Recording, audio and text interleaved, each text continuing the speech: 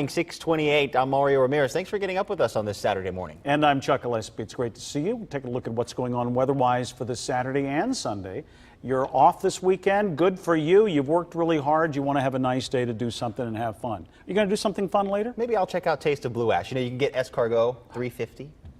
Is that a good deal for escargot? I think so. I haven't had any lately. I just kind of go in my yard and find some snails and cook them up? Yeah, barbecue them or whatever you do with a snail. Let's take a look at the weather now. Our 9 first warning weather shows that we're dry here. Escargot $3.50. That's where Mario will be.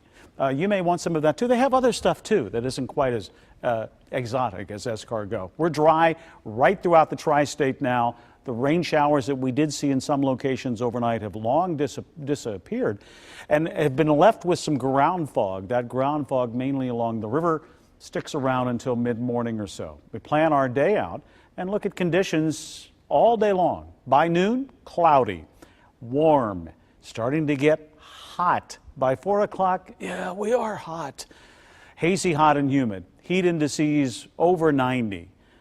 Could be some storminess then by 4, our models suggested, and it could hang on with us from 8 o'clock and even beyond. It's not going to be everywhere. The storms will be isolated. But with that, there could be some heavy rain showers in some locations. 88 by 4, looking for a high temperature today of 89. Depends on the rain showers, depends on when we get them, whether it's going to suppress the high temperatures or not. 83 by 8 o'clock, and then by 11 o'clock, 76. Don't stop your plans for this evening, but think and know that there will be some scattered rain in some locations. We'll look at tomorrow, we'll look at the rest of the week. It's going to be hot for a few days, and then we get a nice cool down. That's all coming up. Mario? All right, Chuck, back to that escargot. This weekend, more than 100,000 people are expected to take part in this year's Taste of Blue Ash. Right now, 9 on Your Side reporter Shannon Kettler is live there to tell us what's new this year. Good morning, Shannon. Good morning, Mario. Well, you know, a lot of us are used to paying with our debit cards and credit cards, but this year the Taste of Blue Ash is a cash-only event. So organizers have these kiosks, these ATMs set up throughout this area for folks for their convenience. Now, this year dozens of restaurants are taking part, offering up a wide range of cuisine. Besides good food, folks can also enjoy free live music across 2 different stages. Last night, Charlie Daniels Band entertained the crowd, and tonight's big acts include Toto and Michael McDonald. Now, today's event runs from 2 p.m. until 11 p.m. and continues on Sunday. Another note, you're not allowed to bring coolers. You know, we heard the weather forecast a few minutes ago. It's going to be a hot day, so shaved ice is always a good selection. There are a number of drink booths around here as well. You can get a full rundown of what's expected here today on our website. Just go to WCPO.com. Reporting live here in Blue Ash, I'm Shannon Kettler, 9 on Your Side.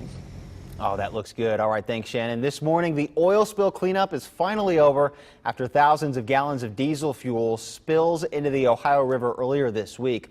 Crews had been monitoring the shoreline all week. Teams have evaluated both the Ohio and Kentucky sides of the river for 15 miles downstream. Everything came back clean. Cleanup crews will remain in the area, however, in case anyone finds any fuel. If you do spot something, you can call the cleanup hotline at 855-645-8265. The village of Elmwood has nearly $250,000 worth of military weapons and equipment, but it only has 1 full-time police officer. The village just took possession of these used military vehicles, including this $244,000 personnel carrier. Village employees say the transport can't be driven on the village roads because it'll tear up the asphalt there. Of concern to several residents, the 19 M16 rifles that police have also got as a military surplus.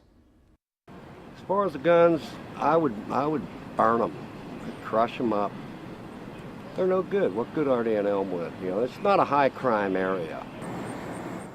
So we wanted to ask the village police chief why he would want so many high-powered weapons for such a tiny department, but he couldn't be reached for comment. Elmwood Place isn't alone in collecting military equipment. WCPO digital reporter Kareem Algazar has an in-depth look at the surplus program and a list of what each community receives. Right now you can find that on WCPO.com. Cincinnati kids at the bat, getting the chance to play like the pros. 9 on Your Side's John Genovese has the story of a new training facility that locals are calling a home run for the area. Swing a little earlier, buddy. It's in this spot that Scott Dean played ball back in high school. There we go. Now it's the same spot where his own kids are stepping up to the plate. They think they're out there like they're all-stars, and it's like, you know, you just need to get the basics first. 4 fields packed into a new 33,000 square foot training center. We play at home, but it's a little different. The Red sponsors and commissioner celebrating the grand opening of the new Urban Youth Academy in Roselawn. We could not be happier than to open this academy in Cincinnati, which is such a historic city for the national pastime. It's the 4th facility of its kind and the first in the Midwest. I can't express how proud I am today. I don't have the words to say that because guess what?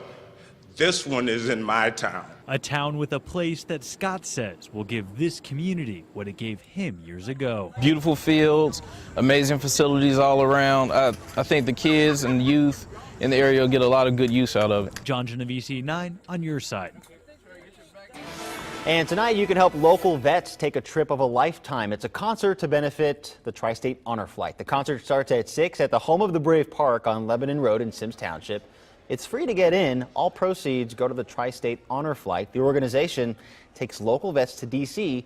to see their memorials. This weekend, the Independence firefighters are collecting money for the Muscular Dystrophy Association. It's the Fill the Boot campaign. They'll be at Route 17 at Harris Pike. That's right by Simon Kenton High School, and they'll also be at Bristow at Mount Zion. They'll be out there from 3 to 6 tonight and from 11 until 2 tomorrow afternoon.